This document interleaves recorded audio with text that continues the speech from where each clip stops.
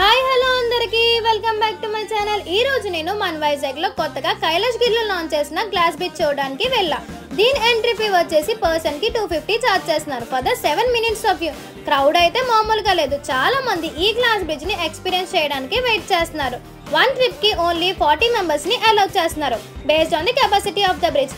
ఇలాంటి glass bridges మనం China, USA, Malaysia, Canada అలాంటి ప్లేసెస్ లో ఉన్నాయి. బట్ ఇప్పుడు మన వైజాగ్ లో ఒక న్యూ అట్రాక్షన్ తో లాంచ్ చేశారు.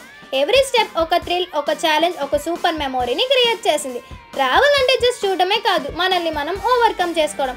ఈ బ్రిడ్జ్ మీద నడుస్తుంటే చాలా ఎక్సైట్మెంట్, ఇంకా థ్రిల్ ఫీలింగ్ నెక్స్ట్ లెవెల్లో ఉంది.